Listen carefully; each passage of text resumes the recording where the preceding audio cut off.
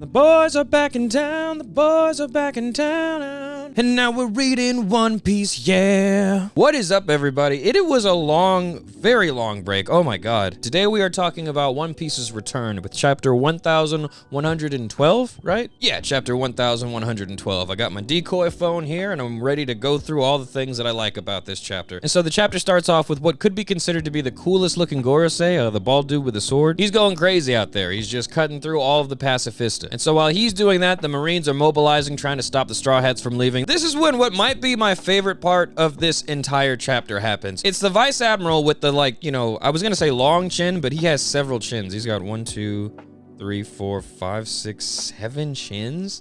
That can't be right. He's got a lot of chins, but the reason it doesn't matter is because Frankie knocked every single one of those chins off of his neck. I got so fired up when I saw this because you know Frankie was getting a little bit tired of everybody only worrying about Luffy, Sanji, and Zoro. He walked up, he was like, nah, fuck the big three. I'm really like that. Like with one strong right, Frankie has punched all of the chins off of this Vice Admiral. In the middle of all this, Bonnie's also going crazy. She's turning people into childs and kicking them right in the face. And during all of this nonsense, Vegapunk is still on the screen, drinking coffee, just goofing around while the timer goes off. I know this has to be part of a larger chess move, but dude, it's so funny that like everybody's trying to stop this transmission and the transmission itself is just Vegapunk goofing around. So York is still a big fat traitor and she's talking to the pterodactyl Gorosei and she's like, you know, yeah, the transmission's got to be coming from in there. The snail is shaped like a triangle, whatever, just don't blow up the whole lab. And the pterodactyl bastard is like, you know, no, I'm gonna do whatever I want. If I want to blow up this entire lab because I'm looking for one triangle shaped snail, I'm gonna do that. But inside the lab where the pterodactyl is heading, that is where Stussy and Kaku are. Hilariously, Kaku is still stuck inside the giant bubble that Sanji put him in, and Stussy says that she's staying behind specifically to make sure that the job gets done. She says she decided to stay of her own volition. Someone needed to be here to carry out this final mission, and like, if Stussy is preparing for an emotional sacrifice, I'm gonna tell you right now that is going to get me. Like, I know we pretty much just met Stussy and she's a clone, but you know, who cares? Is she just doing this specifically because she needs to carry out the final mission and that's what she was programmed to do? Or is this what she wants? Like, I'm sure there's gonna be like a nuanced answer to that. I don't think it's gonna be like, you know, so black and white. Stussy's just a really cool character to me, so if we're gearing up for an emotional goodbye, I don't know if I can take it, to be honest. And like, I also love the banter between Kaku and Stussy. It's starting to make me wonder how well she got along with Kaku and Lucci. Like, if she was always on this double-crossing mission, how close did she get to both of them? Is she really like their friends? Is she really just hanging out with Kaku right now? Or again, is this all just part of the mission? I don't know. I don't know yet. But I will say, I don't know if I ever actually hated Kaku, but I think Egghead has proven to me that I don't. I don't at all, because it's really hilarious imagining Egghead from the perspective of Kaku. Like, they pulled up to the island and Kaku was telling Lucci, please don't fight him. For what we don't have the clearance to do so. Like, that is an emperor of the sea now. The world government cannot just run the ones casually with an emperor of the sea. Like, I don't know if you guys have ever been in a situation where your friend really wants to fight somebody that he just for sure he needs to leave it alone, whether it's because he's gonna get his shit rocked or if there is everything in the world to lose and nothing to gain from the altercation that your friend wants to have right now. And for Lucci, it's both of those things. So I can just imagine Lucci talking to Kaku like, you know what, yeah, I don't accept that Mugiwara is an emperor and that's why I'm gonna try to fight him.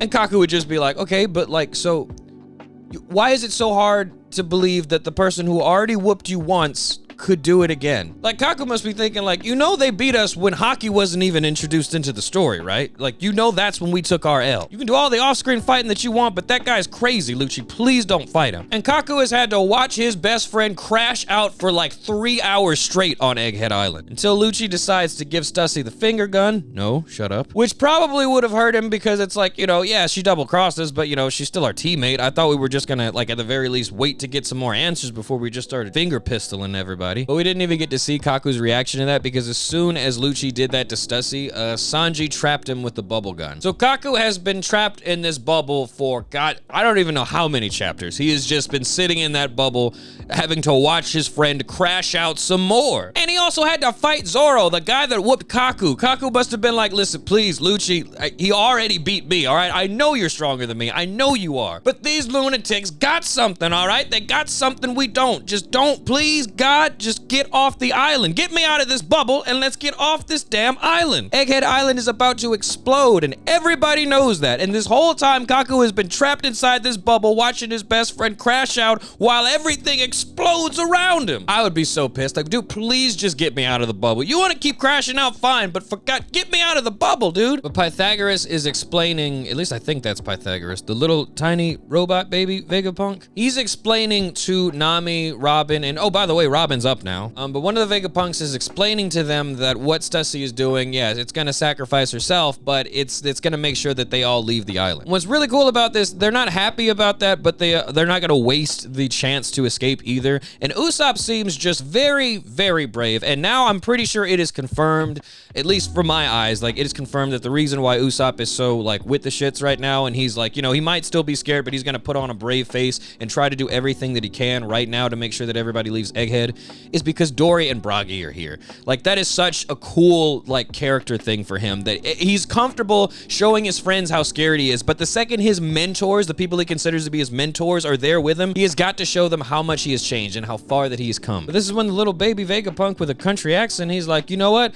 I'm gonna sacrifice myself too. Or it looks like he's got a plan out of there. He doesn't plan on actually sacrificing himself, but he's risking his life to make sure that everybody definitely makes it off the island too. Meanwhile, Luffy's just chilling with Dory and Bragi, which is just so cool seeing them run around this island together. Like, they are people from Little Garden. Do you guys know how far back that is? And they were monsters on Little Garden, but now they are just helping us get out of this sticky situation. Like, we're the monsters right there with them. They're getting chased by, it looks like the Warthog and the Dune Sandworm. So Luffy goes into Gear 3. He tries to attack the giant Warthog Gorosei, and it just doesn't work. So apparently they do got something. I always talk crap on the Gorosei because I don't respect them. I know, right, Kuma, right. Yeah, that's the main reason I hate all of them, and mostly Saint Saturn, is because of Kuma. But yeah, so it looks like they got something too, or at least their defense is crazy. But the chapter ends on 3 panels, 2 of which I truly, like, oh my God, I can't wait to talk about these 2 panels.